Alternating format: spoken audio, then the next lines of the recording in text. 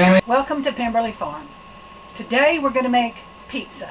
This is a pizza dough that I have made. It seems like I say that every time, that I've made for 30 or 40 years, probably closer to 40. But when you're old, you know, and you find a recipe you like, you make it over and over again. But anyway, so we're going to make pizza dough. It's a real easy recipe, and it's almost a no-fail. And so what we're going to start with, and the amounts I'm giving you are double, okay? So we have 3 teaspoons of yeast. We have 2 tablespoons of oil, 1 cup of warm water, and 3 cups of flour. And I keep my yeast in the refrigerator in a jar like this. And for those of you that don't know, your yeast doesn't need to go over about the water doesn't need to be over about 115 degrees because you don't want to kill your yeast. 120, it begins to die. 140, it will kill it all. So I try to get like 110, 115, and that's what you want it at. No more than about 115. Okay, so our water is at between 110 and 115 degrees. We put our yeast in our bowl and our warm water over it. Okay, and then we just let it dissolve a little bit. I use a wooden spoon. You can tell this old spoon has been well used. I like to use a wooden spoon, especially when I'm doing anything with bread. I guess you could use plastic, but I prefer wood. I don't ever use metal and when I'm using yeast. I know some people do and they have no problems with it, but wood is what I prefer to use, and this is a real sturdy spoon that I've had for a long time, and so that's usually what I use. So we're going to let that dissolve just a minute, and then we're going to stir in the oil and the flour, and then we're going to knead the dough. Alright, so we're going to add the oil in.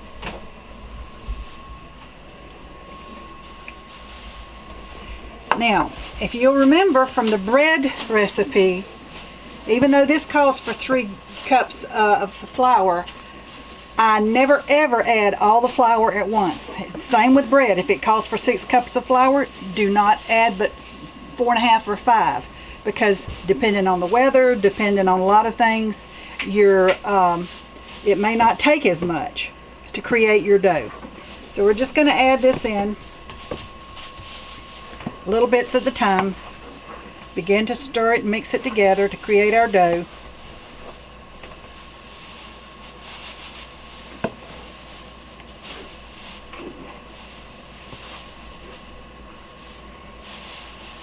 Because we're also, remember when we're kneading it, you could put oil on your hands to knead it, but I like to use the flour. So that's a lot of times when it's almost ready to do, I won't add any more because I'll use that little bit of flour to help me knead the dough. Okay. So this, I've stopped stirring it with the spoon, and see how much flour I have left? Probably half a cup or so. I'm not going to put any more flour in here because it's looking a little dry. So I'm going to start kneading it.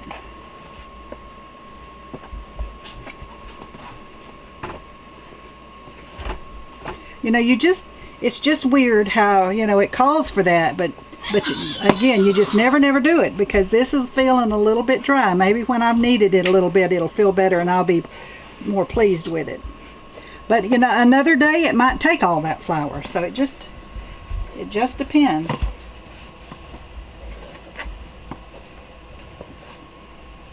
And remember, if you've watched the bread video, and if you haven't, we'll link it in the bottom for you to go back and watch. It's a very simple bread recipe.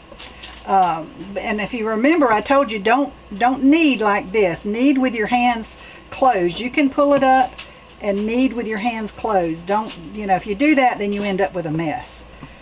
So I'm going to put a little flour in there to help smooth it out. Okay. I guess you hear Abby in the background. She's talking. We don't know what she's saying, but boy is she talking. Lots. Okay, it's beginning to get smoother now. See, I've been kneading it and it's beginning to get smoother and feel better, feel much lighter. So Also, I want to tell you while we're doing this that we are going to be doing, before too very much longer, another bread video with a little bit more complicated bread recipe. And we're going to show you all the things you can do with that one recipe besides just make a loaf of bread. So this, like I say, only about 3 minutes as opposed to a loaf of bread, which is 10 minutes. Okay, so now we are through kneading our dough. And you see it looks pretty good. It feels pretty good. I don't know, I do my dough by feel. I know that this takes practice to do that. Now, it says, you know, get a clean bowl and butter or oil the bowl and put it in it. But as you know from watching my bread recipe, I am all about one bowl things, and it will not hurt this. So I put the oil in the bottom and I turn it over so that it's coated on the outside. And then what we're going to do is we're going to cover it and we're going to let it sit for 30 to 40 minutes or until it's doubled in size. And when that happens, we'll come back and show you. Alright, so what we've done, I'll tell you, the microphone wasn't on, so we had to do this again. We showed it to you all nice and big and pretty where it had doubled in size. And remember, I had doubled the recipe, so we pinched it in half, and I have just mashed it out in my pizza pan.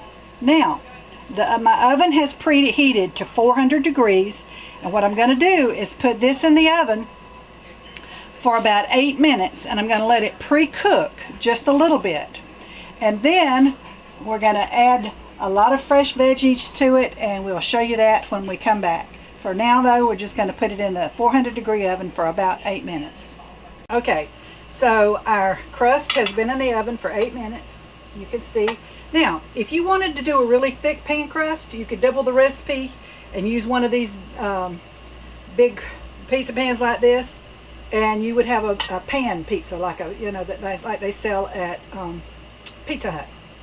So, but this is thin and crispy kind of, and so that's what we've got. And what we're going to do, because we didn't want to do tomatoes, we're doing like an Alfredo, okay? And Ashley made the Alfredo sauce, and she didn't film herself doing it, and so fuss at her, okay? So, anyway, so what we're doing... Literally all the Alfredo sauce is Parmesan cheese, cream cheese, and milk, and seasonings. She says from behind the camera. All right, so what we're going to do is we're going to put this on. You see it's cheesy. A little thick. And it's a little thick, yeah. All right, so I'm not going to film, you know, continuing to dip this, but when we get it all dipped and spread out, we'll come back and we'll put our toppings on. Okay, so now we're going to add some onions. Now, you know, you add whatever you like, and if you prefer a red sauce, which we do that a lot too, a pizza sauce, that's great. You just add whatever you like. This is really simple. Like I said, it's not rocket science. These are fresh right off of the plant peppers, the purple ones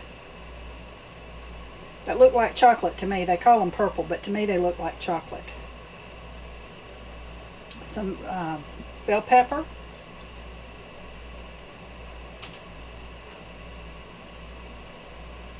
listen, you can never have too much fresh veggies.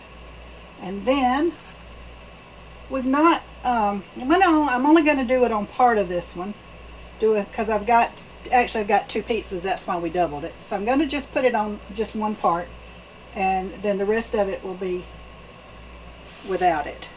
But then what we're going to do is we're going to take our freshly picked basil,